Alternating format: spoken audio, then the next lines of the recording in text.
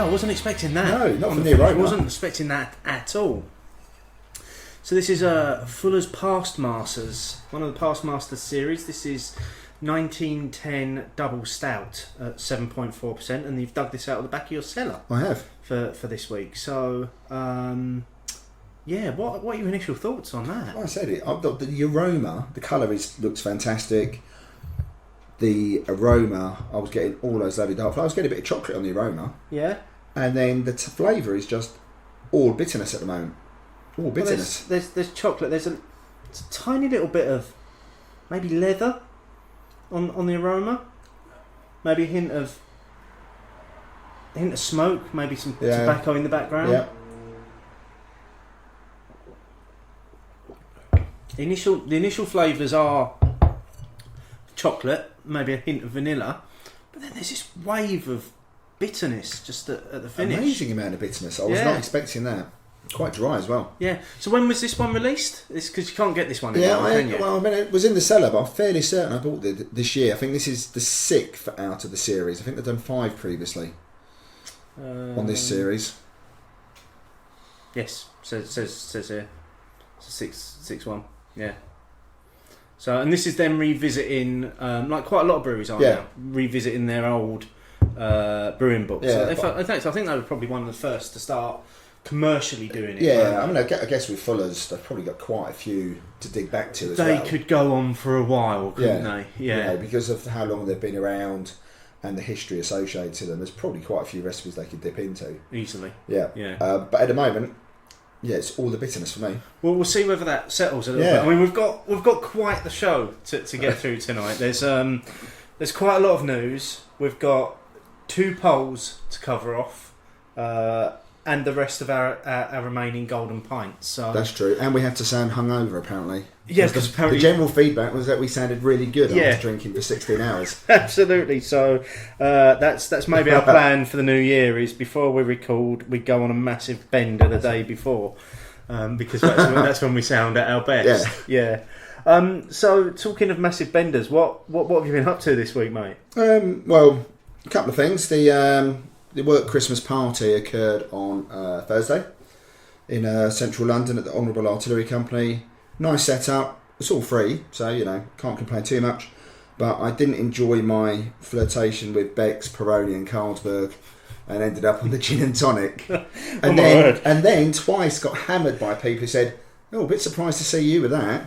And then proceeded to have a half-hour chat with someone about Belgian beer while I'm drinking a Carlsberg. Okay, so you're killing me. Yeah. You're killing me. I love Belgian beer, but Carlsberg here. Yeah. And he was saying, well, I'm not any amateur, If you do sort something out, I said, I've been running the beer club for 5 years, but you haven't turned up yet. It's quite tough for, I suppose, people like us that really enjoy good beer. At this time of the year, it's tough for 2 reasons, and this is something that I've seen a lot of on Twitter this weekend. Firstly, you get those what people are calling the December pub goers. Yeah, people that for the rest of us just ruin December. Well, the couple of pubs we went to before the party were mobbed. Yeah, because you can't get in them, and it's not a bad thing. No, because pubs are doing a great trade. The pubs need the money. Christmas. Yeah.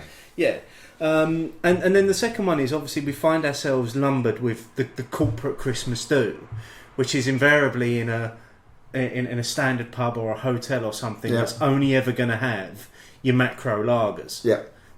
Or Guinness, the best possible option of a bad bunch. Yeah, it wasn't good. And actually, out of the 3, Peroni is my favourite, and that's the one they started to run out first of all. It's like, oh, for goodness sake! So you drunk them dry a Peroni? Oh, I didn't get the chance. I think everyone else was doing that. To G&T. Yeah, that was G&T. So feeling a bit sorry for myself. Come Saturday, I had a bit of a Buxton tasting with my girlfriend, and dug out the Guatemalan coffee. Ooh, that's nice. That is nice. That is a really, really nice beer. The Rain Shadow. That's another good one. And followed it up with Yellow Belly. That's a pretty impressive evening. That was a pretty impressive. There was some nice beers before that, but that was the Buxton triple at the Trilogy to keep with the theme. Another trilogy. A trilogy within a trilogy within a trilogy. So like a recurring trilogy. But all 3 of those beers were fantastic. I mean, I've had Yellow Belly once before, I've had the Guatemalan coffee once before, but I hadn't had the Rain Shadow. Yeah. That is such a wonderful stout. I think once again, Buxton just proving that they are able to master any style of beer that you give them, whether it be a pale, an IPA, a sour, or a dark beer. They're just nailing it time after time. Yeah, so consistent. Yeah, and so good with the consistency. Absolutely, and still able to produce an IPA that actually looks like a beer that you want to drink and not a glass of fruit juice. I'm presuming you mean in the axe edge there, Steve. Absolutely meaning the axe edge there, which looks as clear and tastes as great as anything, as we found in Newcastle last weekend. Oh, back on the Merc again. Yes. Get him off it. What were you doing this week, Steve? Well, we had it's a relatively quiet week for me after the Crimbo Crawl.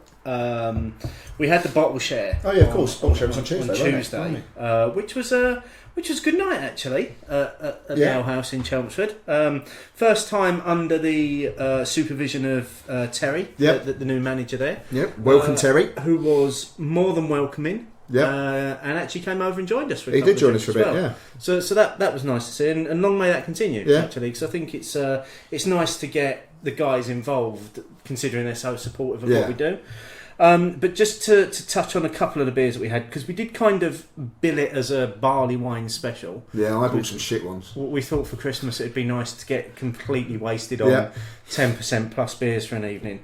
But before that started, we tried, very gratefully got sent the current range from Rock Hopper Brewing, who are a new brewery in Luton. They're the ones with the penguin on the... They're the ones with the penguin. And they are... Rock Hopper is basically the brainchild of someone that people may remember from an old Beer O'Clock show, homebrew special, Daz Oakley, now running a micro brewery in the form of Rock Hopper Brewing. So we got to try 2 versions of Pale Ale and a Saison.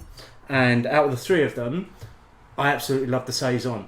No. So, right, everyone just take that in for a moment. Just give everyone just a minute just to get up off the floor. Steve enjoyed the Saison rather than the 2 pails. It was... I enjoy the classic Saison style. So in it's the second one of it. I did have another one since then as well, which I would class as a classic, i.e. just a fresh, first quenching beer rather than a funky farmhouse kind of one, which has seemed to have been the direction they've gone over the last couple of years. That's been the trend, hasn't it, to go funky. But that Saison he produced, which I'm presuming, if I remember correctly, from when you had Matt on in the Beer O'Clock show, the whole thing about the Saison, I think he did the Saison du Pont, didn't he? Yep. It was about it being seasonal beers so that they could be drunk quite easily. Yeah, there were beers that were made in the winter and then left to ferment until the summer so that the farmhands could come in from the hard day in the sun and have a really refreshing drink. I can't imagine they'd think the farmhouse funk kind of ones would have been refreshing. I don't think so. While I don't mind them so much, I could see how they could put people off ever entering the Saison world again. And that's probably kind of where I am, to be honest with you. But give me a nice classic one that's thirst quenching and refreshing, and it's got all those sort of like crisp flavours in there. I'm all over it. So thanks to Dad for sending us those. It was nice to give those a try. And just 2 other beers that I just want to mention. One of them was the beer that I bought along, which was Full Steam Ahead by Box Steam Brewery. That was fantastic. Which was a 10% barley wine that's been oak aged, produced this year, and actually had some input from Roger Protz as well in terms of the recipe and the brewing. That Box Steam sent that to me, so I'm really grateful for that. But that just tasted incredible. Yeah, it was like dark fruits, and it was just this really beautiful barley wine. And I'm actually quite glad I've got a second bottle of that stashed in the back of the cellar. I bet you are, because I reckon there's more to come. I think that's just going to get better and better. Fresh, but there's more to come. Yeah, and then the other one, which was kind of slightly outside of the bottle share, but was one that I couldn't wait to get my hands on the minute I saw it in the fridge, was the Herman Toothrot by Elusive Brew. I had that on Saturday night as well. Yeah, what did you think? Brilliant. Just stunning. Yeah. Just an absolute stunning thing I beer. put on Twitter, if only Andy could brew.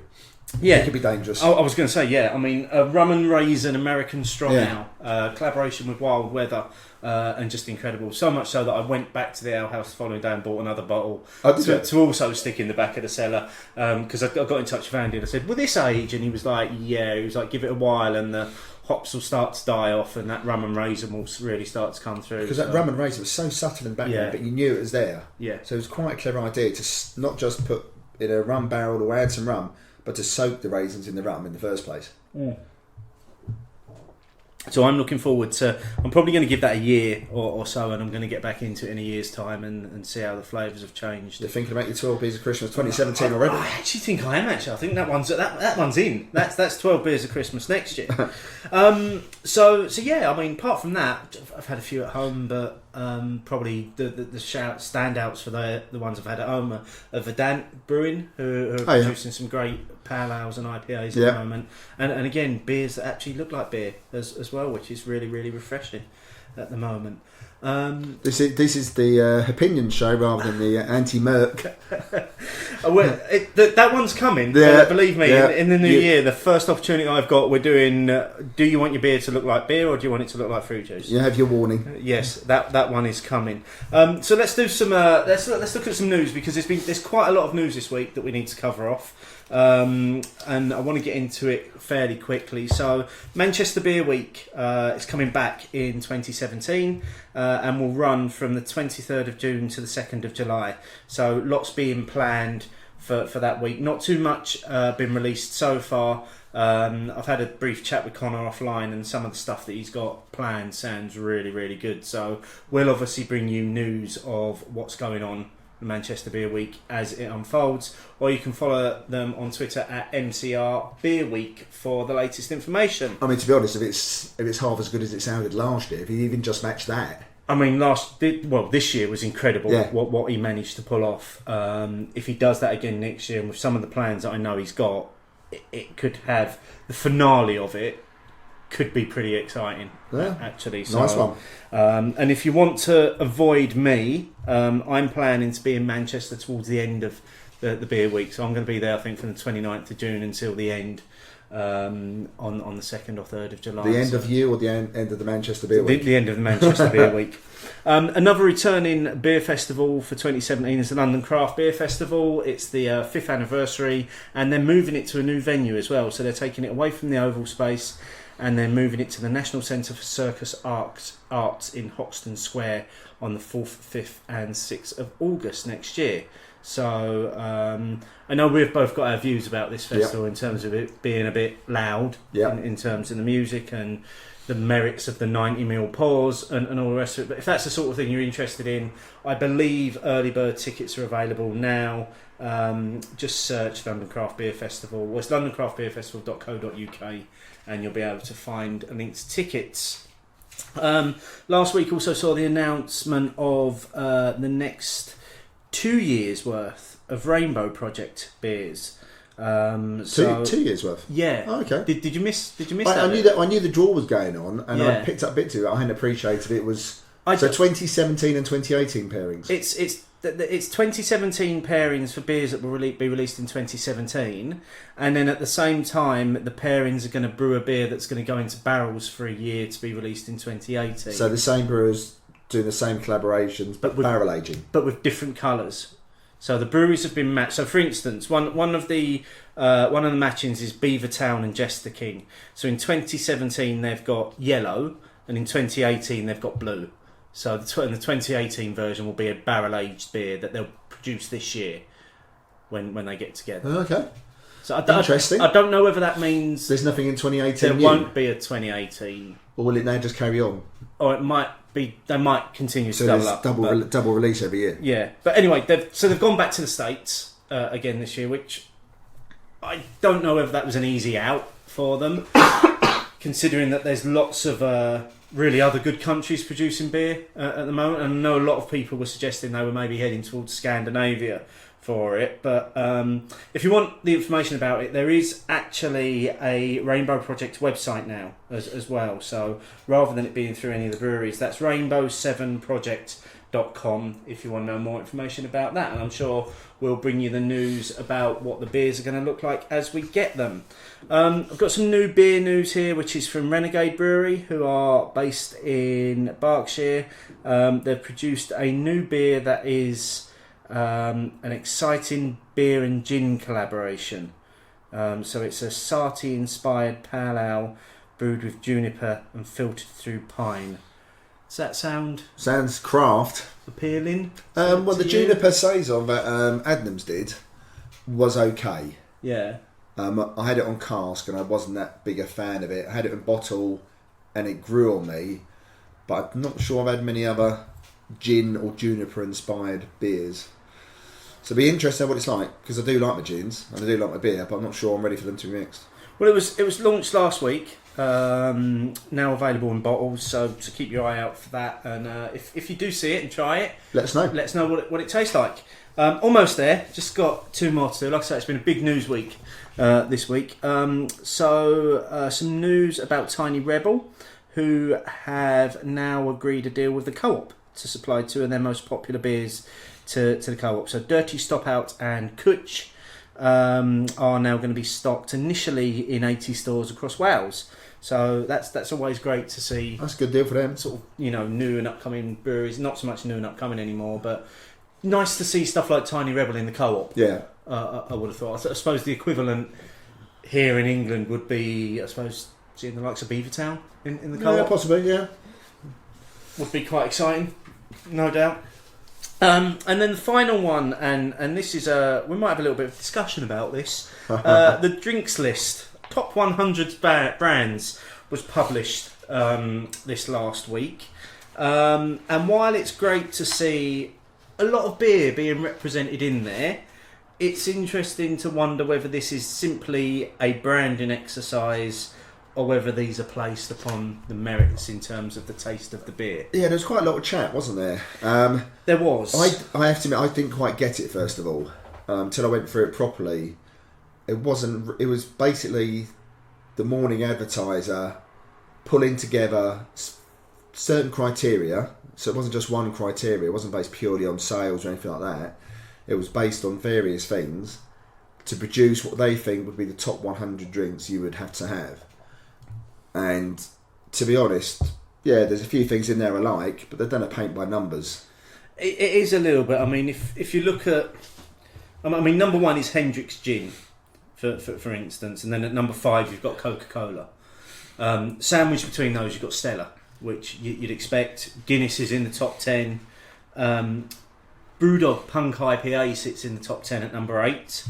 Wainwright is in the top 10 at number 9. Don't understand how Wainwright got there. I don't. That was at least the other ones I understood. Yeah. And then going a bit further down the list, because there are quite a few beer brands that appear in this. Obviously, you've got Budweiser in there, San Miguel, all the usual suspects, Green King IPA, and you have to go quite a way down the list before you start getting to what you consider maybe some of the good stuff. So certainly from your point of view, number 58, Timothy Taylor's Land. I was pleased with that one. Probably after Green King, probably the highest, and the Pedigree's in there as well. So in terms of cask beers, some good representation in there. You like Old Speckled Hen, but they're all the same beers. They are. Don't get me wrong. Timothy Taylor Land was one of my favourite, but it's still a lineup of brand beer. It's nothing different, is it? Pedigree, Green King IPA, Old Speckled Hen, Timothy Taylor, Doom. They're all in the same sort of bracket, and if you line them all up, they all look fairly similar. Yep. So maybe apart from Punk IPA appearing at number 8, which you'd be surprised if Brewdog didn't appear in a list of 100 top brands. True, I'm surprised they made the top 10. Yeah, that's quite a positioning, isn't it? Because I'm outside of. There's still probably a lot of people who aren't aware of it. Yeah. But I think the interesting thing was, there was an article emerged over the weekend which was clearly written by Molson Coors and given to a local publication. So it was a Southwest newspaper. I don't remember the name of it. That were talking about Doombar's appearance in this list. Now Doombar featured in this list at number 70, so quite a way down the list, and certainly behind Landlord, Green King IPA, Pedigree, and Wainwright. But then the article went on to quote that it's the nation's favourite cask beer, and that it was produced in Cornwall. I have to admit, I thought Green King IPA was. Well, I think it was a press release that was clearly wrong on a lot of counts. So still unsure about that and what the purpose of it. Yeah, I'm not sure what the purpose was. I agree that if you're starting up somewhere and you want to appeal to everyone, every man, Yeah. then some of those brands I think are a must. Absolutely, yeah. Why wouldn't you have Coca-Cola? Why wouldn't you have a couple of decent spirits? All that kind of stuff. You've got to have a decent selection for everyone, haven't you? That's bottom line. If you are, I mean, I'm not an expert. I'd never run a bar, but if I was going to open a bar, I kind of know the beer selection I'd want, but I'd also appreciate, and I suppose much like the Ale House in Chelmsford, they also appreciate that actually not everybody that comes in is going to drink beers. Yeah. So they've got spirits, they've got wines, they've got soft drinks, they've got ciders. Yeah. So you've got to appeal to every section of the market, surely, haven't you? Yeah, I think I see no problem with that. And if you then get to a stage where you feel the people who come into your pub, your customers, have now got to a stage where they don't feel they need all the branded ones, then that's a different conversation. But if you're starting off, I think you'd be almost nuts not to a lot of the time. Absolutely. Well, you can search that out online. Anyway, it's available online. How are you getting on with the beer? Still bitter. It's softening off a little bit. I think. I don't know whether that's just that my palate's getting used to it. It could be that I've got a cold as well. It's leaving me quite dry now. I'm very dry at the end of it as well. I'm still not getting as much of the flavour through. I mean, bearing in mind it's a 7.4. It's not drinking like a 7.4. It doesn't have that body. Is it drinking bigger or smaller? Smaller for me. Okay. It doesn't have that mouthfeel or body. But a 7.4 stout, I think there should be a little bit more going on there. Yeah. Okay, well, it's a double stout from 1910. Yeah. If that's how it was, then maybe we're spoilt for choice now. Well, I mean, they may well have enjoyed it. And 7.4%, you're going to go home happy. Easily, yeah. A few pints of that in your local. Yeah, you'll be smiling all the way. Like 2 shillings a pint or something like that, or whatever it was in 1910. So let's get on to the first of this week's opinions. Opinions, opinions, opinions, opinions. And this was from, again, this is leading towards the final part of our trilogy of Golden Pints. So this was the poll from a couple of weeks ago now, where we are looking at your brewery of 2016. So we asked the question, can you name your brewery of 2016? We had 235 total votes. 57% of people said yes they could. 26% said no they couldn't, there were too many to choose from. And 17% of people who are quite ambitious in their outlook to life said they've not tried them all yet. So I would love to be in that 17% that want to try all of the breweries ever. And within that, brilliantly, we had 49 different suggestions as well for breweries, both from the UK and from overseas. Okay. So that's great because it enables us to cover off a couple of categories in one go here. So first of all, we had a couple of comments that I wanted to read out because I quite liked both of these comments. So the first one was from Mark Bailey at Uproar13, who simply said, with music I like songs, not artists, and with beer I like beers, not breweries. Ooh. Which is a good quote, but how can you like a beer without appreciating the brewery that it's come from? Can you? No, I reckon you probably can. I reckon you can. If I pass someone, if people weren't interested in knowing what it's about, when I share my beers with friends at home, they don't always want to look at the bottle. Okay. They're not that interested. They're quite happy if I say... They just enjoy beer. Some is a good one. Just enjoy beer. This is a good one, try it. They go, oh, that's nice. They don't say, oh, can I look at the bottle or the can? Yeah. So I reckon there is still a percentage of people out there who are like that. Okay, yeah. Fair enough. I don't know that many of them.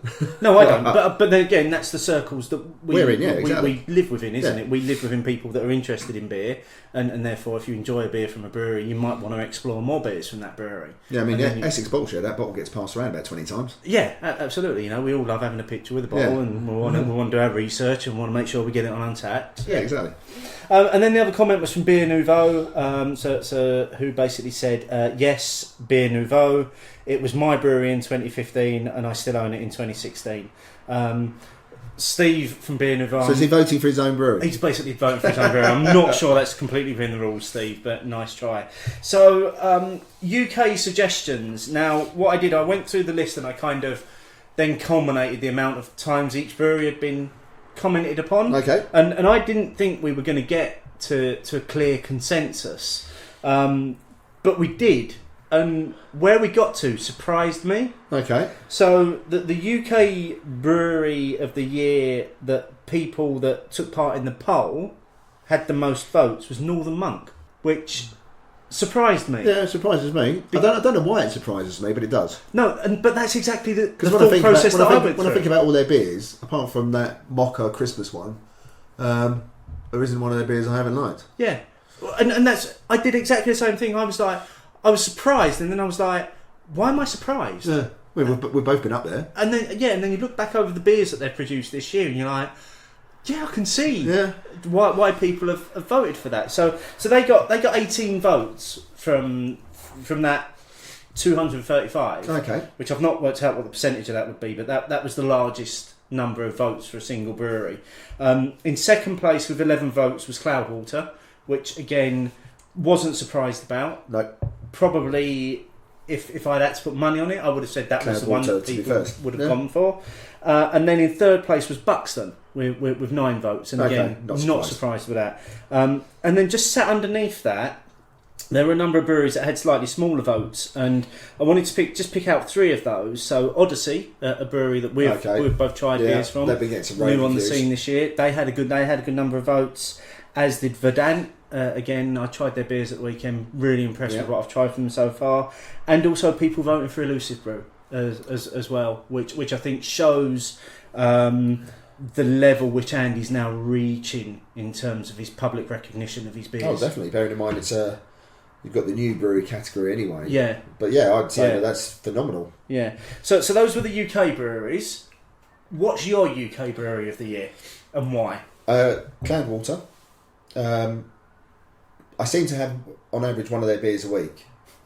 Because they're producing them constantly. They're producing them constantly, and also Michelle, my girlfriend, does love a fluffy cloud, and is often sneaking an order in which suddenly appears. But they are very, very good beers. You can put 3 or 4 of them in the fridge, and you can pick any of them out and you'll enjoy them. Yeah.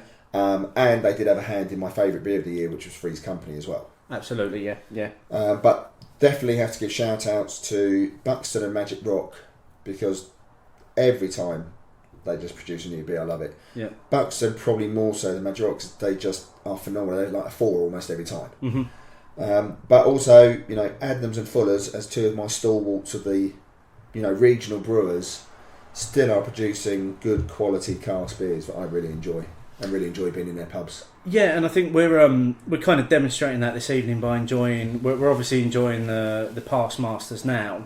Once we've done this, we're about to move on to a beer o'clock show tradition, which is always the final show of the year. We do the Fuller's vintage beer from the previous year. So I'm happy to stick with tradition. Oh, me too. Me too. But I think it's important probably to acknowledge without the likes of Fuller's and Adnams, and probably other regional breweries up and down the country. So you could probably add Lees to that as well in Manchester. Without the likes of those breweries, you wouldn't have the likes of your Cloudwaters and your Beavertowns and your Magic Rocks, because they've been very much inspired by, yes, some of them have been inspired by what's going on in the States, but without those big regional concerns to pave the way here, craft beer wouldn't exist. I firmly believe that. I'm going to wait to be shot down over that statement as well. Wasn't Fuller's on the verge of stopping cask beer in the early 70s? I'm sure. I think they brought out their first attempt at a lager. I think it got it in my head. It was either them or Young's. You've done the tour. Yeah, I can't remember whether they said that or not, but without that history, and that's why I miss Young's.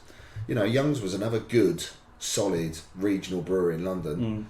Within a couple of years of John Young passing away, they've sold up and stopped brewing. Yeah. And their beers are a pale imitation of what they used to be. Yeah, because they're now with Wells, aren't they? Yeah, and they're rubbish beers as well. Yeah. So I think it's important that we acknowledge the likes of those in terms of the brewing tradition in the UK. But the new breweries, or newish. Yeah. Funny to say that. What about, can you pinpoint a new UK brewery of 2016 for you? Is there a single brewery that stands out for you that have hit the ground running this year and deserve recognition in that category? That would have to be Andy with Elusive Brewing. Yeah. I had a couple of, we had some of his beer at the last Beer O'Clock show live. I had a couple of his beers on cask at the Bracknell Beer Festival, and they won both their respective prizes. They were number 1 beers. And the bottles I've had since then, including the one we already mentioned. Yeah. He's smashing it at the moment. And he's the nicest man on Twitter. He is the nicest man on Twitter, and he's also appears to be the nicest man when you actually meet him as well. But there actually needs to be probably a new category, nicest bloke in beer. Much point? No, because he'd take it every year, I think. Yeah, absolutely. But no, he would definitely get. I'll also give a shout out for New Brewery for our friend from the Essex Bottle Share, Mark Watson, under Essex Relay. Who's just started brewing now? Yeah. He only started home brewing at the start of the year. And he obviously brings them along to the bottle share for us to taste. Yeah.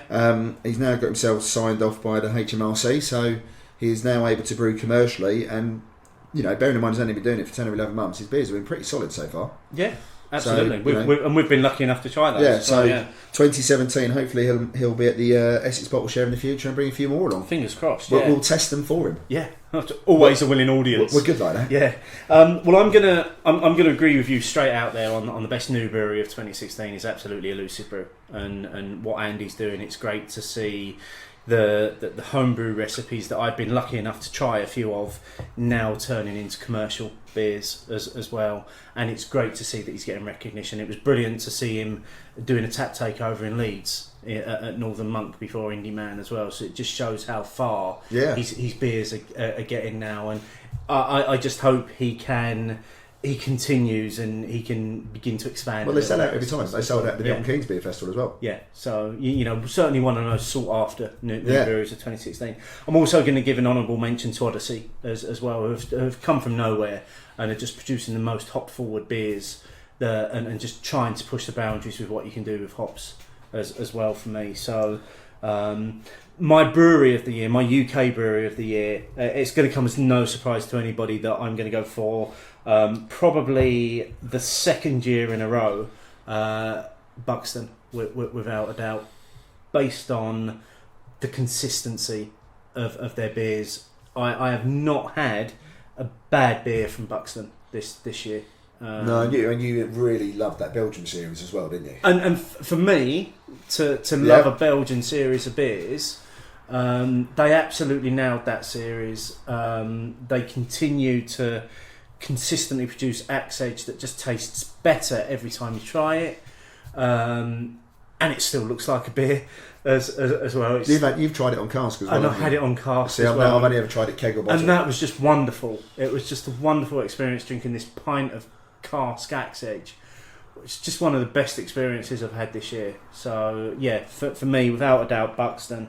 I'm going to give honourable mentions to Magic Rock, just because they make Cannonball. and also to Northern Monk, who rightly so have produced a great range of beers this year. Yeah. Well, the trilogy we did last time. Yeah, which were just stunning. Yeah.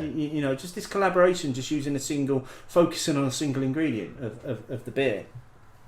So moving on to the overseas category. So this is best overseas brewery. Little bit tighter on this one. We had 4 breweries that each got 2 votes each. So we had 8 Degrees and Yellow Belly from Ireland. We had De Molen from the Netherlands, and Joppen, who I'm going to assume are from... It sounds Dutch to me. Denmark. Was it Denmark? Scandinavia. Okay. Shows I've done my research. Yeah. Again. But over and above that, the one that people just kept coming back and saying was Omnipollo this year, who have continually smashed it out of the park with the beers that they've been producing. And I've had a few Omnipollo beers this year, and including the one that made me giggle the entire time I was drinking it. I'm sure there was like some of the happy gas in there that they give women when they're giving birth. Because I was just like chuckling on my way through that. So definitely our listeners and the people that got involved in the votes going from Omnipollo. My overseas brewery of the year, yes, I'm going to give a mention to Omnipollo just for making me giggle while I was drinking a beer. But without a doubt, it's got to be Cigar City for me this year, because it's just visiting the taproom there and having the experience of being at the brewery for a day and being looked after and being shown American beer the way it's supposed to be presented. Yep. That was just an amazing experience for me. So that was quite an easy one for me to go with. Your choice doesn't surprise me. Yeah, it's a bit obvious really, isn't it? Yeah. I would have been surprised if you'd said something else. Maybe an honourable mention to Boneyard as well from the States, who were probably the brewery, and again I'm going to put this down to Andy Parker, I'm going to blame him for it, who made me at Copenhagen just go straight in and drink all of their triple IPAs. Which made you fall flat in your arse. Yeah, which made me last about 40 minutes of the session before I had to go and have a little sleep. So what about you? Have you got an overseas brewery of the year? Cantillon. Oh yeah, because you visited, didn't you? Yeah, I mean I visited Cantillon. Your solo day out there. 3-4 times, yeah. I went to the Quintessence in May. It was a joint venture with Clayfish, guest of last week's show. However, on the morning, I got a message from him saying his passport had expired. So with all the tickets booked and paid for, I did go. It was a bit of a solo trip. But I like Cantillon beers anyway, and I love the Cantillon Brewery. I love the history of the Cantillon Brewery. It almost seems to ooze out of the woods. Everything just looks untouched. And I do like their sour beers. I also like the fact that their sour beer, they're all in at 5%. Isn't it in quite a surprising location as well? It is a very surprising location. It's a bit of waste ground opposite it, but it's only a 10-minute walk from the Eurostar terminal. Oh, okay. So you could literally just do a visit to Cantillon and come back on the same day. Yeah. Or like me, go to Moda Lambic afterwards because you haven't had enough beer. Because you always need more beer. You need more beer before you get the train. Always need more beer. So yeah, definitely Cantillon for me. Yeah. Okay. So I think that just about covers off the brewery of the year category. So we've managed to do UK Best New Brewery and Overseas as well. So that was our first poll. Yeah. Before we get into our second poll, let's get into our second beer. Yeah. What was your final thoughts on the Past Masters? It was okay. I'm a bit disappointed if I'm absolutely I honest. was hoping for maybe something a little bit thicker. So I've got one in the cellar. Maybe it'll a little bit more take a bit of a turn. But yeah, I was expecting a bit more to it, a bit more the chocolate notes, a bit more the mouthfeel. Yeah, but then again, as we say, if that's a representation of what beer was like back in 1910, then you know. Yeah, so if that's an accurate representation, then well done. I've got no point of reference. Yeah, me either. Yeah. So, but no, I maybe hope for something a little bit thicker on that. So, second one we're getting into tonight is the Fuller's Vintage Ale 2015. So this is last year's. This has been sat enjoying its life in a box in a cupboard for the last year. Oh, sorry, I meant my cellar. Your cellar. For the last year, yeah. Cheers. Cheers. Got a little bit of a candied taste to it. It's quite sweet. It's different to on the finish. It's different to this year's one. The 2016 I've had fresh this year a couple of times, which has got a bit more, which is a bit deeper in colour as well.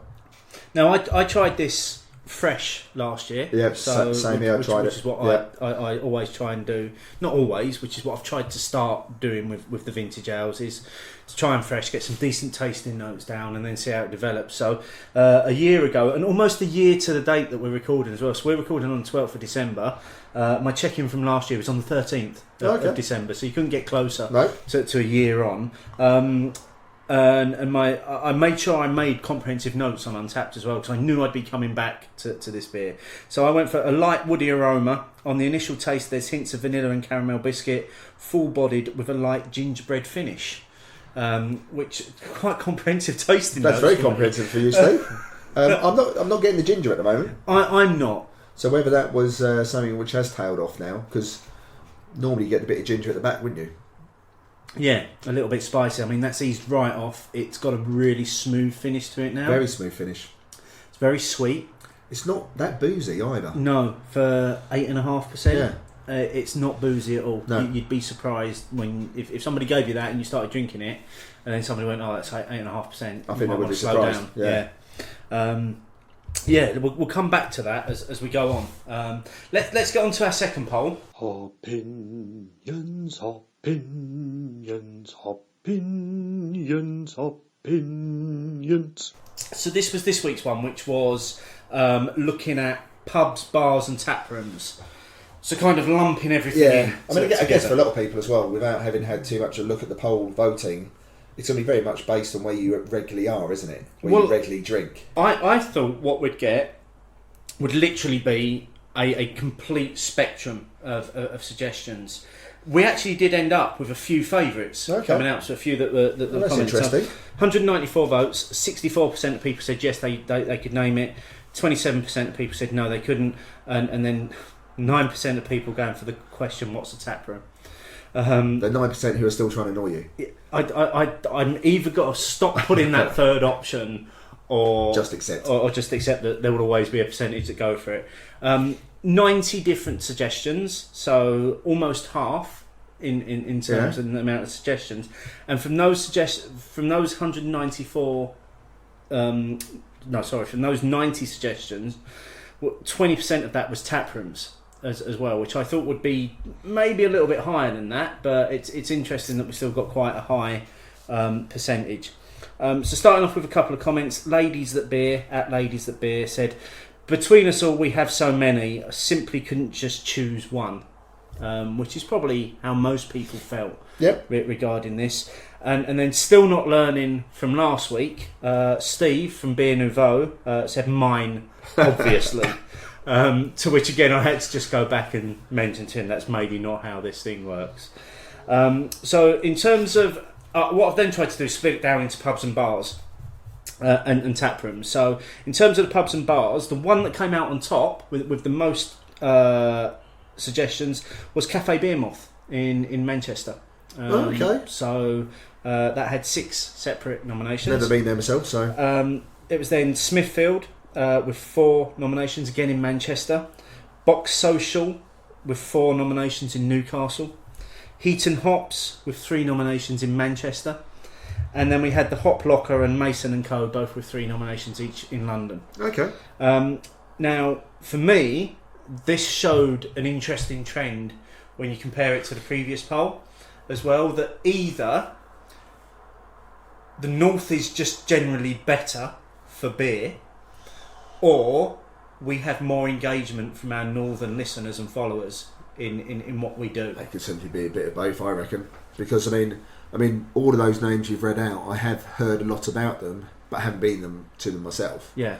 I think there's also an element of local pride as well, which is sometimes more evident north of Watford, so to speak.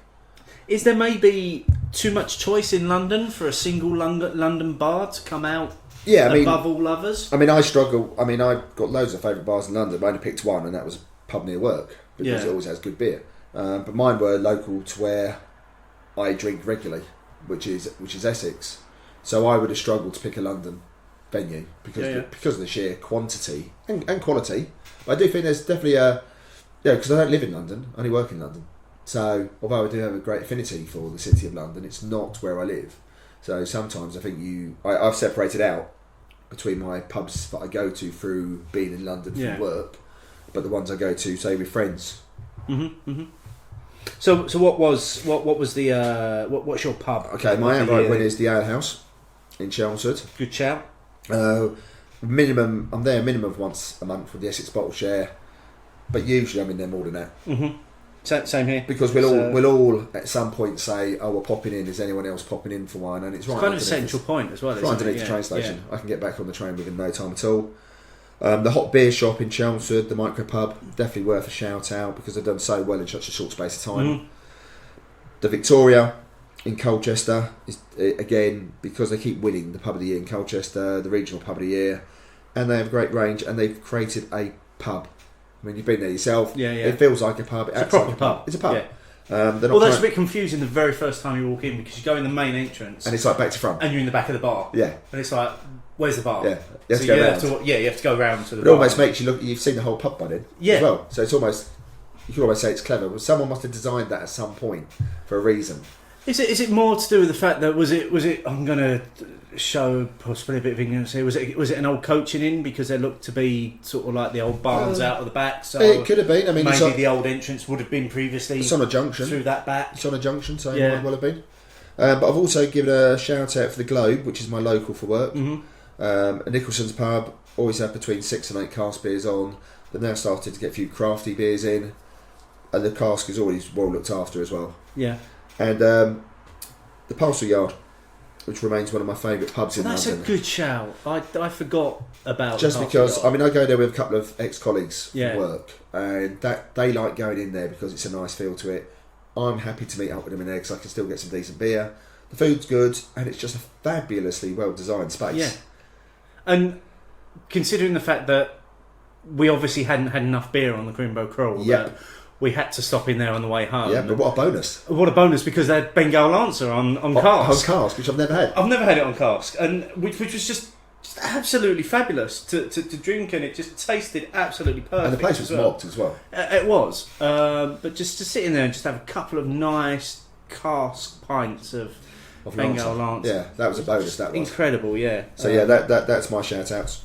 Well, I mean, I'm going to probably have to go with you on in terms of mentions for the Parcel Yard and also for the Ale House in Chelmsford, because, like I say, it's a central meeting point for us now in Essex, and we got to know Alex really well before he moved on, and then we're now getting to know Terry really well. Before we drove him back to Australia. Australia. We drove him back to Australia. He'd clearly had enough of us coming in once a month. But it's nice, to go in there and actually the range in just a couple of weeks seems to have, I'm not going to say it's improved, but they've certainly got more beers in their fridges now. Yeah, there has been a bit of a change, and I think that's good. I mean, change is never a bad thing. Yeah, and the guy wants to experiment, wants to put his own stamp on it. Yeah. No problem with that at all. Absolutely, no problem. Go for it. But for me, and based on the discussion that we had before we started recording tonight, my pub of the year is the Draft House in Old Street, which I've been to a few times, and I don't know whether it's that I've had a different experience. I've been very well looked after when I've been there. James, the manager, has been very quick to realise that I've been tweeting that I'm in there. And on the first time I was in there, he literally sought me out to say, "Oh, are you the guy that's on Twitter at the moment?" We had a good chat, and he's always been really friendly. Plus, I've been in there when they've literally just tapped a new tank of Pilsner Urquell as well. So I've had a lot of really good experiences in the Draft House Old Street this year. Yeah, I can tell by your face and from what you were saying beforehand, you don't share my love for the place. No, I mean, I love the Draft House chain. The one over at Tower Bridge was the first one I went to. Went there for a number of events. The one at Seething Lane is very handy for me. I've been to a couple of their other ones, and I do intend to visit the one in Milton Keynes when I get up there. Yeah. There was nothing about the Draft House in Old Street that I had a nice feel about. Apart from the pattern on the chairs upstairs, which reminded me of the old tube line. They are old tube line. Yeah. That was it. Yeah. There was nothing else. The one thing that I really like about it, and might be alienating a large part of our listenership here, who will only maybe get what I'm about to say, is the contrast between the Draft House Old Street, that's this really new clinical industrial type bar, and then less than 50 yards across the road you've got the Old Fountain, which is the most old-fashioned of old-fashioned pubs. Yeah. The contrast between the two just works really well. It does, and I much enjoyed my visit to the Old Fountain. I'm not, like I said, the Draft House experience for me has always been a positive one, and there was nothing wrong with the beer I had. I found it was too hot, it was too stuffy. I didn't feel like there was any space either. So unless you grabbed a seat, you were fairly much in the way most of the time because it's quite narrow in certain points. Compared to the other ones, it just didn't work for me. That's fair enough. We all have different views on things. Just two more honourable mentions that I feel as I need to make, because people are probably wondering why, despite the amount of time that I spend in Leeds, I've not actually mentioned a bar that's in Leeds.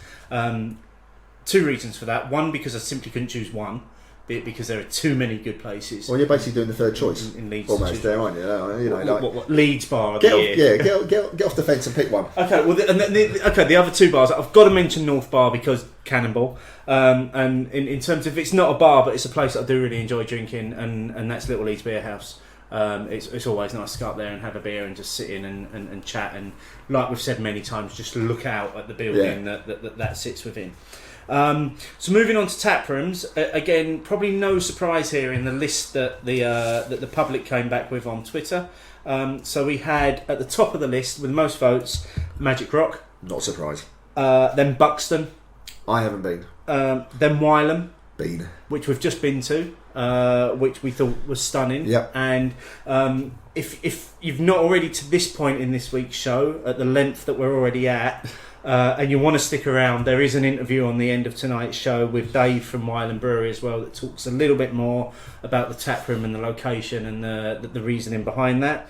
The next one down after that, Steve at Beer Nouveau will be pleased because more people than him voted for his taproom, and having been there during Indie Man this year, it was a cold evening, but the beers were fine. Is that when you've seen the history of IPA? The history of IPA, yeah. And I know he's now installed an electric fire in the brewery, in the tap room as well. It just looks amazing if you look at the pictures on Twitter. But I'm very much looking forward to going back to Beer Nouveau in the new year, because you do always get a lovely welcome from Steve and Leslie there.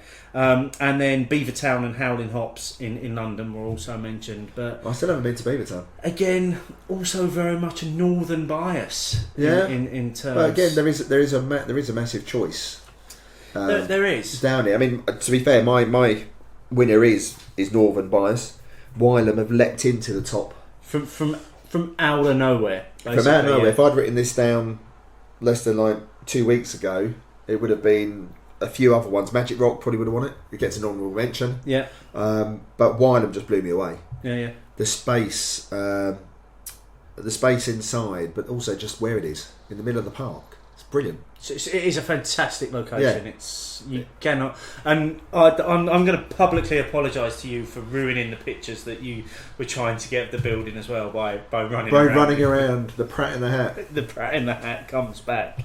But yeah, I mean, I thought it was a fabulous. I mean, great range of beers for starters. Let's not make any bones about it. Great range of beers, great choice, cask and tap.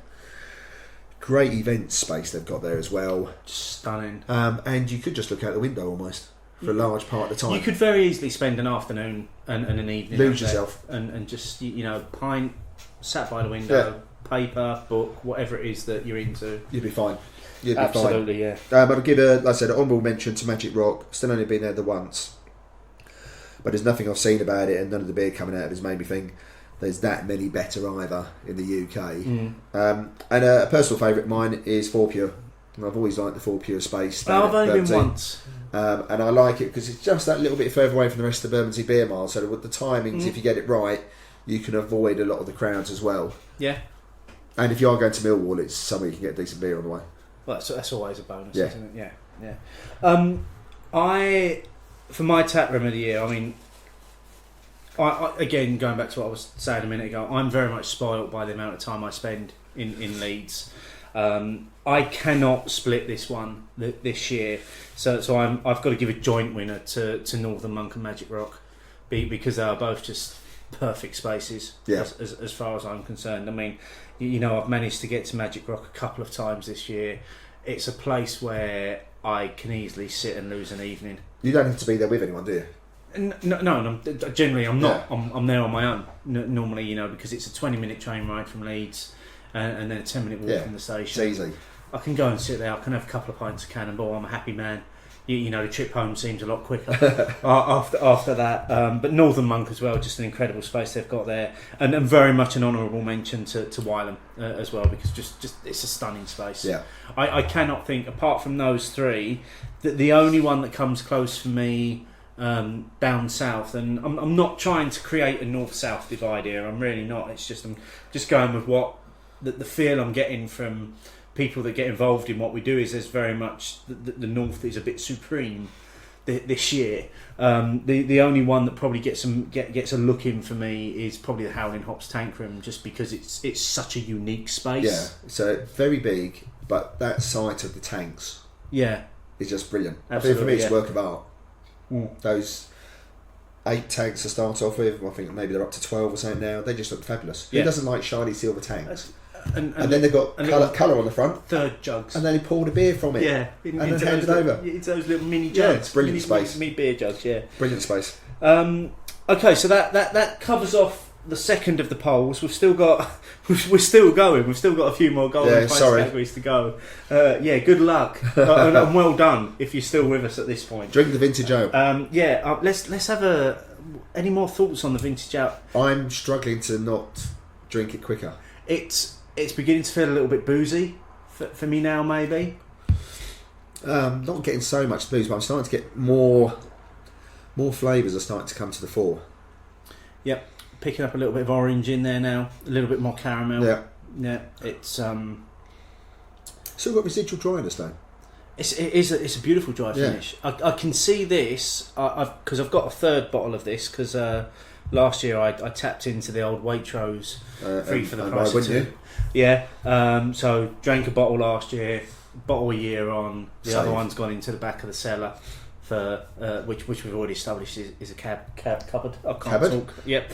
Back into because that's what fans love. Yeah, it's not being able to speak properly. It's when we can't talk properly. Okay, so we've got 3 more categories to do to finish our. Ironic, actually, that we've got 3 more categories to do to finish the trilogy of Golden Pints. It's the free. It is. Speaking of trilogy, Return of the Jedi was on tonight. Had to switch it off when the Ewoks turned up. No, it's easily the best of the 3. I'm not with anybody that believes that Empire Strikes Back is the best. It is the best of the 3. The trilogy. It's a new poll. I absolutely disagree. Christmas poll. If you agree with Martin, tweet #Empire. if you agree with me, tweet #Return. Or bloody Ewoks. No, not all bloody Ewoks. Easily Return of the Jedi. The moment where Luke Skywalker somersaults off of the platform, grabs the lightsaber, that was an epic moment for me and my teams. Not made up for all the other stuff going on in the bloody forest. I think you've got to let it go. I honestly do. So we've got 3 more to do this year. A couple of them are about people that sell beer. And one of them is about people that you go to drink beer. So we'll finish on that one, I think. So let's start with independent retailer of the year. Who are you going for with this one? One of them's fairly local. It's Licorice in Shenfield, an off licence, about 5 minutes walk from the station. Generally has been a wine and spirit place until the last couple of years. They've always had a fairly decent local cask beer selection. Brentwood was always very heavily represented, but have really now started to expand. They serve cask beer in there? In bottles. Oh. Okay. Real ale in a bottle. Okay, so not cask beer. Not cask beer. And so they've always had a good traditional beer selection, but they've also moved on now. Their fridge is full of a lot of the new cans. Magic Rock, Beavertown, 5 Points often dominate a lot of the fridge space. The guy there, Dan, is trying to get a few events. He managed to get one with Beavertown a few months ago, which had a fairly good turnout, I think, for the area. Yeah, you went to that, didn't you? Yep, that was good. So yeah, that would definitely get a shout out for me for Independent Retailer of the Year. But also an honourable mention once again to Hopsburn and Black.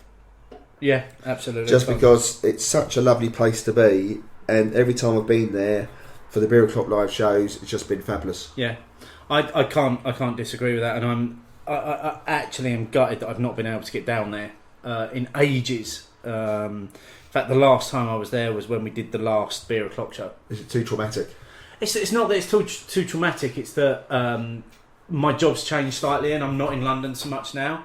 So I used to have the flexibility to be able to get down there when I was in London, and because of that, it's a shame. But yeah, absolutely, and obviously we're really appreciative of the fact that they do still support our listeners with a 10% discount as well. And if you are in that bit of South London, pop in.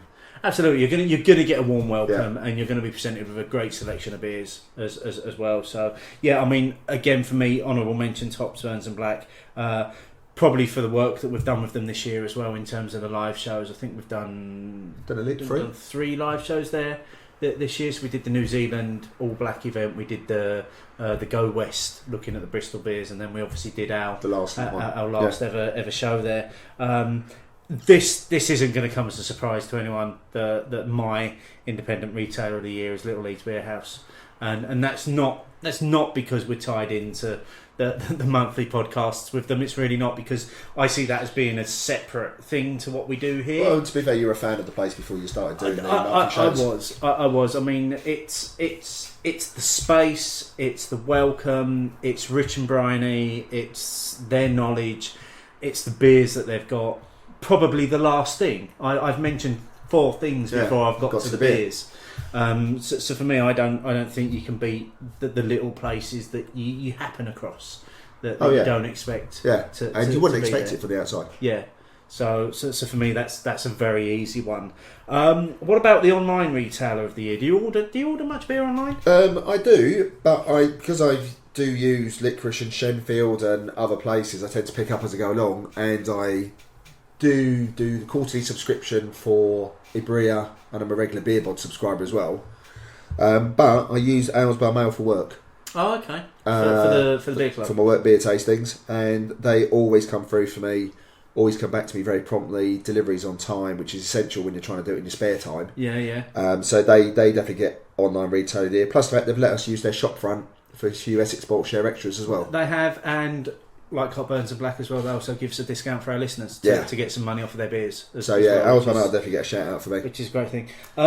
It's an interesting one for me because I do order beer from a number of places, but and I don't know whether this is strictly online retailer of the beer, but recently I've got into the Beer Central in Sheffield. Not so much an online retailer, but Sean will post the pictures of the beers that's available in the shop, and you can ask them to put them in a box for you, and when your box is full he'll send it to you. So I kind of treat that a little bit like it's fairly online. And for me, I've been doing that for 3 or 4 months now.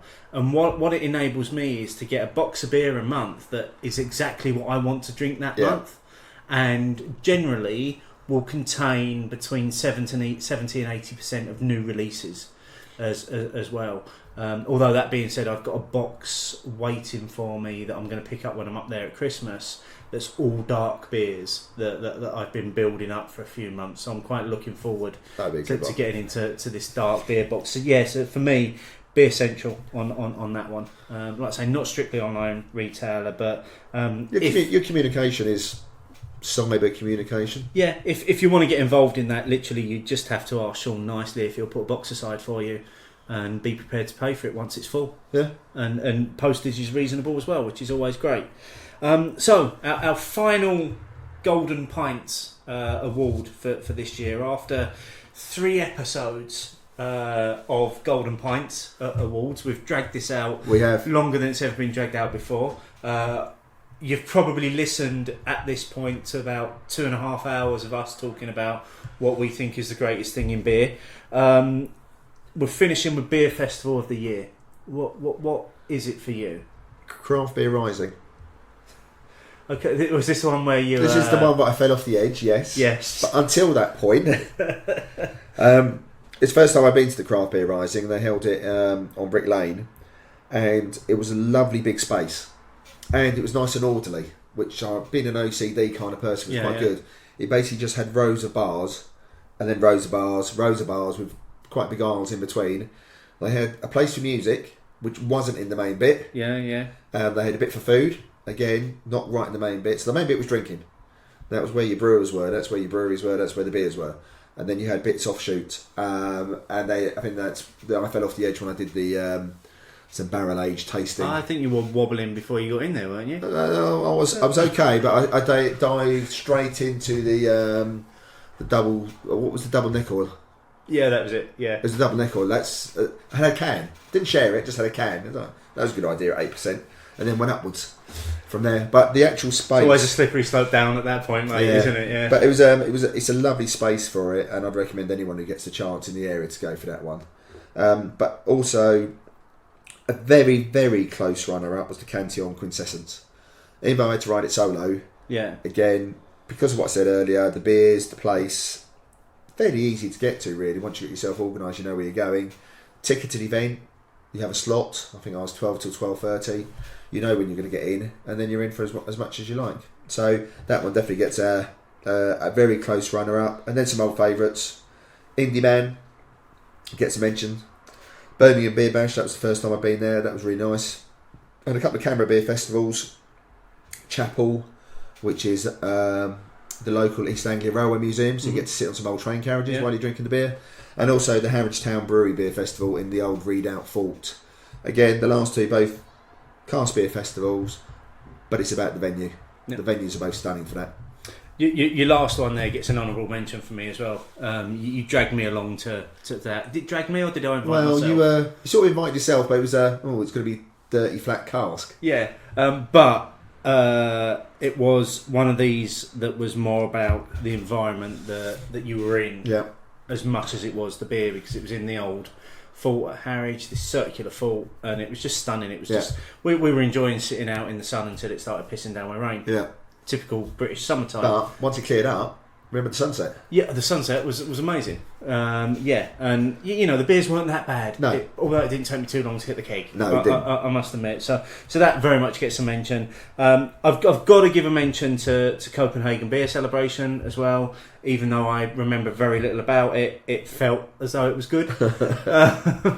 Which is all I can say about it is it was like a feeling in a dream. That's as much as I can say about that.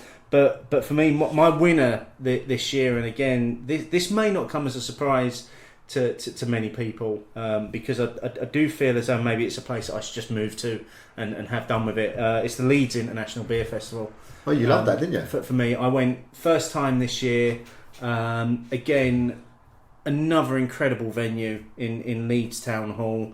In the whole of the town hall as well, so even you could go down into the cellars. There were bars in the cellars, and you could go and sit in the old cells that they used to hold the prisoners in before they brought them up to the court, and you could sit in the cell and have a beer. And so that's like a bit like the Chapel Beer Festival. That you're seeing a lot more than just a bar, some glasses and some beer. Yeah, I think that's really good. And it was probably the combination of the centre point in the main hall was a combination of breweries that I just didn't want to move from all evening. So in the middle there was Magic Rock, Weirdbeard, Cloudwater, Colonel and Buxton, and I literally just kept going around in a circle. I can picture you like in Psycho, with your head just turning round just on its axis, round and round and round. Yeah, So for me that was, and it's been a long time coming to get to that for me. But I thoroughly enjoyed it when I got there. Yeah, it did sound really good, and that lineup is. And it's one that it's one that I'm probably gonna look to get to again next year because it was so good as well. Excellent. So that ends our quite We finished extensive golden. Woo! Should we have a little? Yeah, we'll have a little clink in the glass there for that. Yeah, we finally got through them all.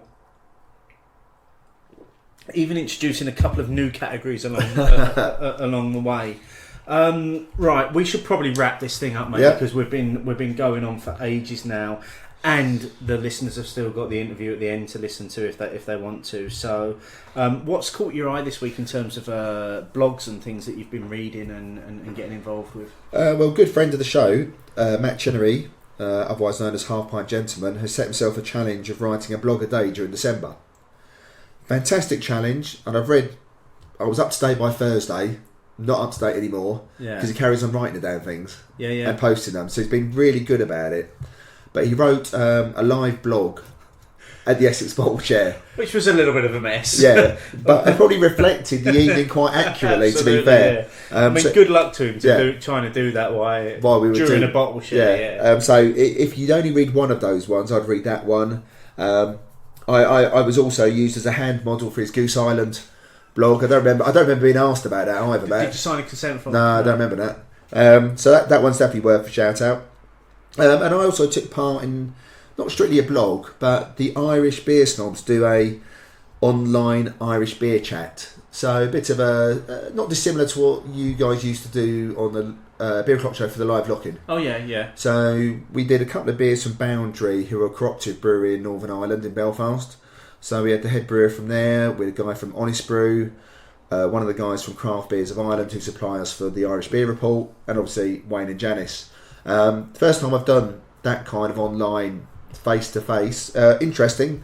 Managed to lose the mic and the video a couple of times, but it was good fun. Yeah, I enjoyed watching it. I was sat back watching it, throwing in the odd question. So yeah, that was good, and it's up on YouTube now. We'll put that link in the show notes. Yeah, both of those will be linked through in the show notes as always. Good luck keeping up with Matt's.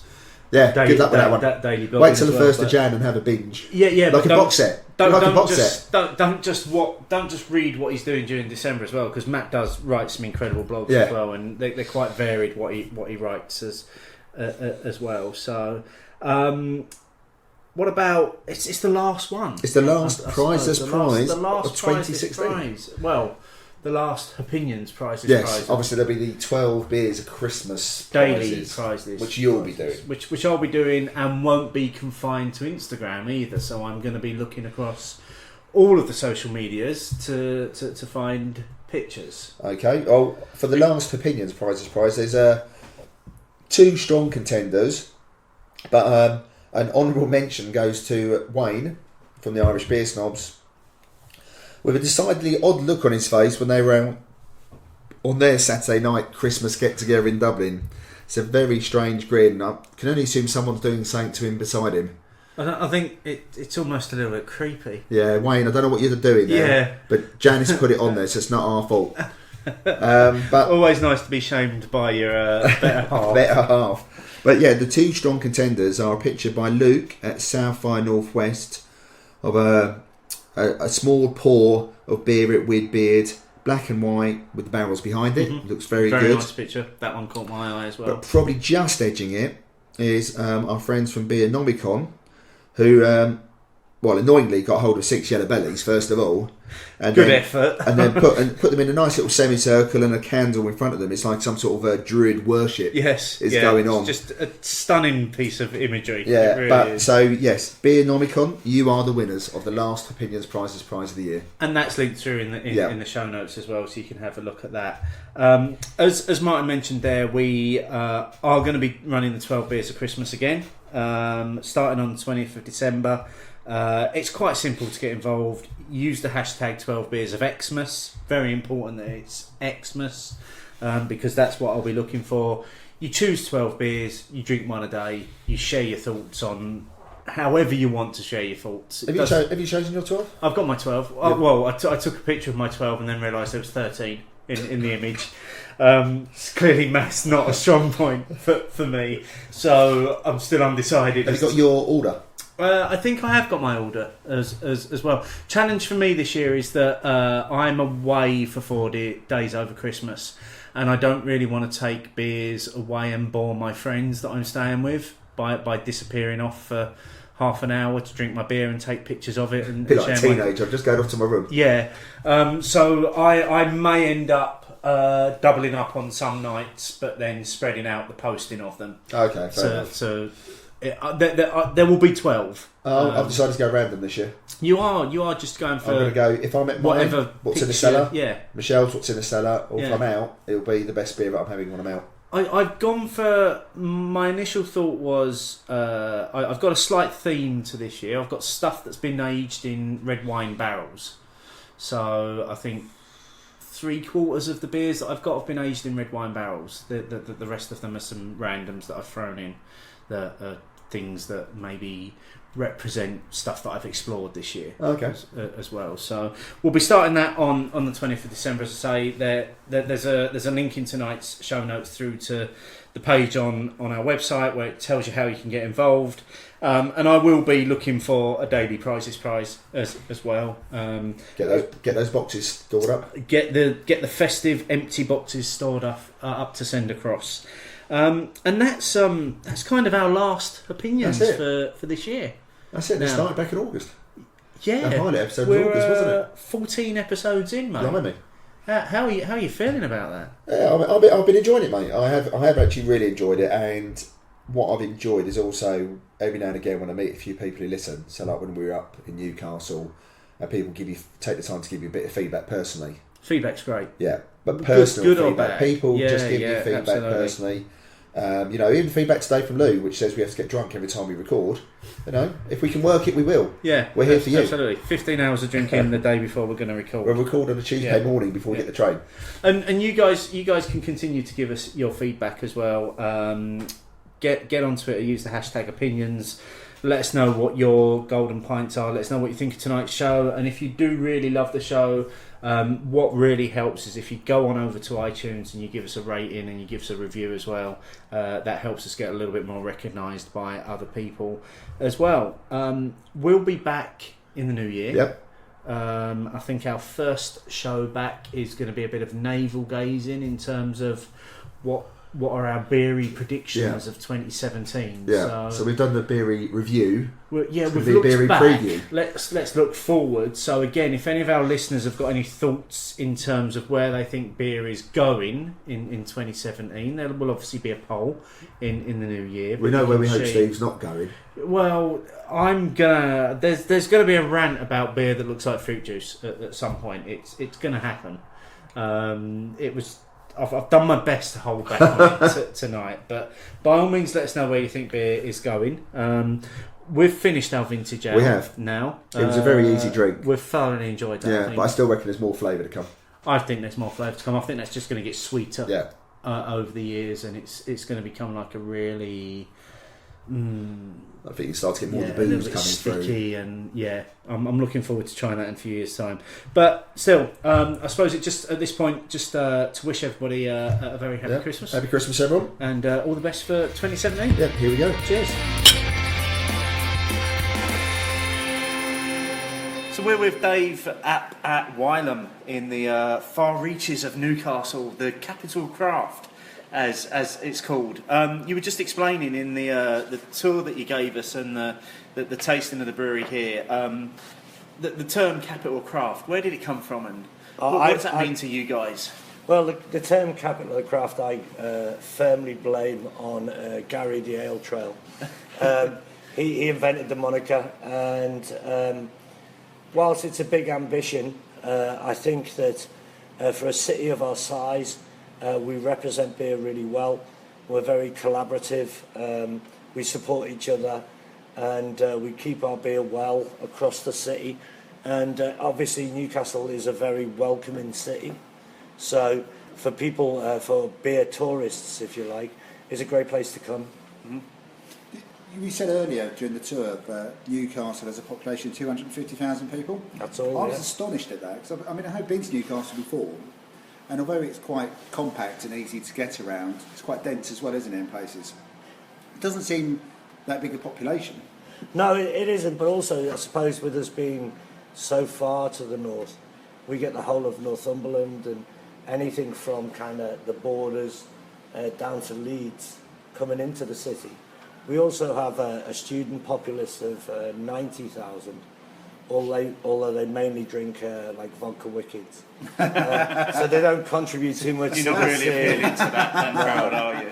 No. You took us around the brewery earlier, which we're really grateful for. So thank you for giving up your time to do that. And it's a great space that you've got here. And you was talking about how the actual brew kit was designed to fit the space that you've got there, and we got to see that firsthand. But obviously I suppose the focus is on that event space in the middle, which is just so open and inspiring. What are your plans for there? Well, we do all kinds of things within that space. We've had some great gigs in our first season. We've had Michael Kiwanuka, #1 selling artist, for me the album of the year. We've had the Mystery Jets. We've had Half Man Half Biscuit. We've got Wilco Johnson coming. We've had some great DJs on as well. We also do a Northeast Brewers Market where we obviously we've invested a lot of money in this place, but we've opened it up to all the other breweries in the region to come and trade from here, to try and move that capital of craft movement forward. We also host craft beer calling here. People really enjoyed it this year. We moved space from the place we used to do it, and we set a lot of bars out in the brewery and stuff. We do food pop-ups. Got a big New Year's Eve event. I think it's really important to have the ability to interact with fans of your beer firsthand. So all of our staff get to understand the whole brew process, and they know what beers come in and when it was packaged and all of that. And I think that level of service can only help to push beer forward. We have to, it's been incredible 5 years for beer, but unless we open more hearts, minds and palates, then what happens next?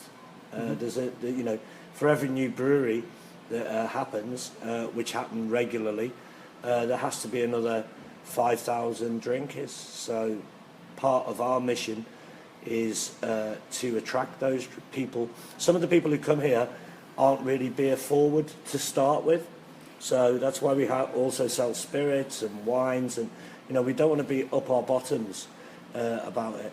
But when we have somebody come to the bar and say, I'm not really a fan of beer, then we take them on the start of their journey, and hopefully then we can convert them. And I think that's a huge challenge for craft beer over the next couple of years, is going to be to continue with that growth of people who support it. Yeah, absolutely. And obviously, what my personal view is that you've created more than a brewery here. What you've created is I suppose a destination, a place that people want to come to experience the venue and to experience what it feels like. And while you're here, to have some of the beers, have some of the drinks, and just experience what it's like to be inside. You were telling us earlier about essentially the story of Wylam and where it came from. How do you fit into that story? At what point did you get involved in the Wylam journey? So it was 5 years ago. So my background was in music and then nightclubs. And when they invented this thing called the internet, I realised that the music business was broken. You're not going to walk into Tesco's and nick a can of tuna and feel okay about it, but you will steal a song off the internet without a problem. And so that meant that all intellectual property rights were not worth anything anymore. So, I have a family of 4, I need to feed them. So I had to think about how I changed what I did. I will only ever do what I'm passionate about. And so my first love was music. My second love was beer.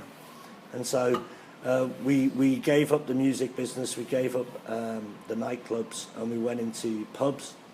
And we became Wylam's biggest customer quite quickly. And we really got on with the guys. And obviously we all have different skill sets. So we said to them, shall we work together, And so we did. And this has been the result of it. So natural evolution of you getting involved and then eventually, because you're very much the face of Wylam now, aren't you? Unfortunately for people.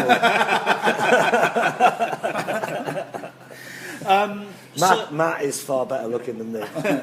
So what's next for you guys at Wylam? Again, you were telling us during the tasting that you're really excited about doing collabs at the moment with other breweries, and that in the sort of year or so that you've been here now, your beers coming on leaps and bounds. Where do you see Wylam beers going next? To be honest, we have no grand plan. We don't want to be called Elvis. We don't want to get an OBE. We just want to make great beers. I also said earlier that if I could sell it all in the Northeast, I would. There just isn't the populace to do that. I really respect the American vision of think global, sell local. So our beers will go well vetted where they go, but we have only one ambition, and it's to make better beer every time. And we are already, since May, at capacity. But we don't see a second site, we don't see upscaling it industrially. It's not really what we want to do. What we'd like to do is for people to come here, enjoy our beer, super fresh, enjoy the experience, and enjoy the city. It's a beautiful city. Recently voted the best place to live in The Guardian. I'm not surprised. Incredibly friendly, accessible. I chose to bring my kids up here. We lived in Brighton at the time when my kids were born. Bloody hell, you did move. Yeah, we did. You couldn't have gone much further from. Not really. And still stay within England. Not without out wearing a checky skirt. But yeah, so but my wife's from here. We moved here when my father-in-law, who was a great man, was very ill, and I didn't expect to spend the rest of my life here, but I was welcomed, and people here are genuinely sound. We have actually, I shouldn't be telling you this, because we might get some of you Southerners down here. No, it's always sunny. No, so it's a brilliant place to be. And so for Wylam, our future is about quality beer, not quantity beer. We'll continue to experiment, we'll continue to tinker, and it's excellent that having been going for 16 years, people are just finding out about us. Because, Wylam beers have always been good. A lot of them were heritage, but then that was what you could sell at the time, And we have over 30 permanent taps of Jakehead in the city. 2 years ago, to get a 6.3% IPA permanently on demand would have been impossible. So it's all part of that great journey in beer that we're all having. You know, sometimes it's confused, sometimes it's rushed, but because we've done it for so long, that's kind of not what we want to do. We just make beer, just be welcoming, and just invite everyone here to Exhibition Park. Mm-hmm. And I would say, just to finish, that if you come into Newcastle, probably make this your first destination, because it's a little bit away from where you arrive, but it's well worth the trip as well, because just walking through the park. Very well worth it. You don't have to be a lover of beer to come in. No, I suppose that's the whole idea. You know, you'll see on the menu today we have our beers and some of our friends' beers on tap and on the hand pulls. We have a great range of cans and bottles, and then we have a third page which is what we call for non-believers. You know, for like people, non-believers. Yeah. For people who drink wine and spirits, etc. So yeah, they can still come here. We have a great chef. We do really good kind of small plates, which is like British tapas. All locally sourced. We have our own guy who's like a full-time forager, and most of our meat is shot within our game anyway. Within a 10-mile radius. So. Yeah, I agree with you. You don't have to be a beer wanker to come here, but it helps. It does. Absolutely, yeah. And so listen, just to finish, Dave, I want to say thank you for hosting the start of this year's Crimbo Crawl. It's been an absolute pleasure coming here, and thank you for the time that you gave up showing us around the brewery and giving us a few beers to taste as well. So absolute pleasure, cheers. guys. Cheers.